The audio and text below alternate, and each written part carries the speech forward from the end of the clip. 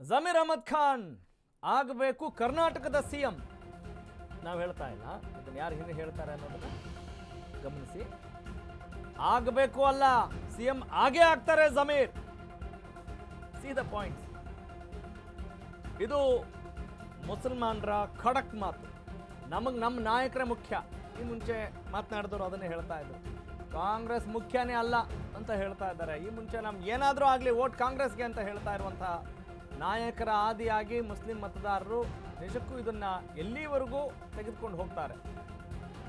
ಜಮೀರ್ ಅಹಮದ್ ಖಾನ್ ಅವರ ತಂಟೆಗೆ ಬರಬೇಡಿ ಅಂತ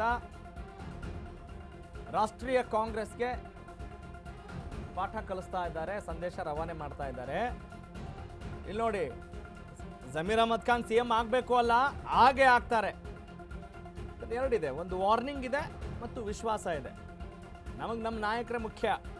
ನಾವು ಏನು ಬೇಕಾದರೂ ಮಾಡ್ತೀವಿ. ನಮ್ಮ ಜನಸಂಖ್ಯೆ ಜಾಸ್ತಿ ಆಗ್ತಾ ಇರುವಾಗ ನಾವು ಯಾಕ್ರಿ ಸುಮ್ಮನೆ ಇರಬೇಕು? Why should not be represent the party? ನಾವೊಂದು ಪಾರ್ಟಿ ಮೂಲಕ ಯಾಕೆ ರೆಪ್ರೆಸೆಂಟ್ ಮಾಡಬಾರ್ದು? ಈ ನಿಟ್ಟಿನಲ್ಲಿ ಅನೇಕ ಚರ್ಚೆಗಳು ಕೂಡ ನಡೀತಾ ಇದ್ದಾವೆ. ನೋಡೋಣ, ಮತ್ತಷ್ಟು ಮುಸಲ್ಮಾನ್ ಬಂಧವರ ಮಾತುಗಳನ್ನು ಕೆಡಿಸ್ಕೊಳ್ತಾ ಹೋಗೋಣ. ಯಾಕಂದ್ರೆ ಈ ಕರ್ನಾಟಕದಲ್ಲಿ ಅವರು CM ಆಗ್ಬೇಕು. ಯಾಕಂದ್ರೆ ಬಡವ್ರಿಗೆ ಅಷ್ಟು ಹೆಲ್ಪ್ ಮಾಡ್ತಾರೆ. ಆನಂದಪುರದಲ್ಲಿ ನೀರಿಲ್ಲ, ನೀರು ಮಾಡಿಕೊಟ್ಟಿದ್ದಾರೆ. ಒಬ್ರು ತೀರೋಗ್ಬಿಟ್ರು, 5 ಲಕ್ಷ ಕೊಟ್ಟಿದ್ದಾರೆ.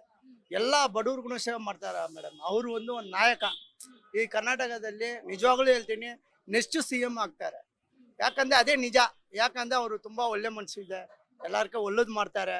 ಅವರು ಈ ಜಾತಿ ಆ ಜಾತಿ ಯಾವುದು ನೋಡಲ್ಲ, ಎಲ್ಲ ಒಂದೇ ತರ ಅವ್ರಿಗೆ ಸೇವೆ ಮಾಡ್ತಾರೆ. ತಿನ್ನೋರಿಗೆ ನಿಯತ್ ಇರ್ಬೇಕು, ಅವ್ರಿಗೆ ನಿಯತ್ ಇರಲ್ಲ ಮೇಡಮ್.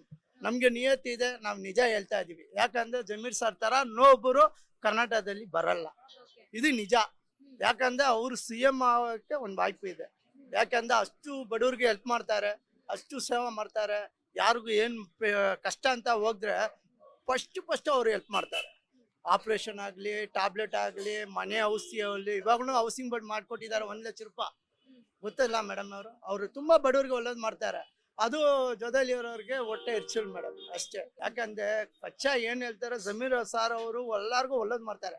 ಪಚ್ಚಾಗೇನೆ ಗೊತ್ತು ನೋಡಿ. ಇವಾಗ 4 ಸಲ ಗೆದ್ದಿದ್ದಾರೆ ಮಿನಿಸ್ಟರ್. ಸುಮ್ಮನೆ ಬಂದ್ಬಿಡ್ತಾ ಮೇಡಮ್?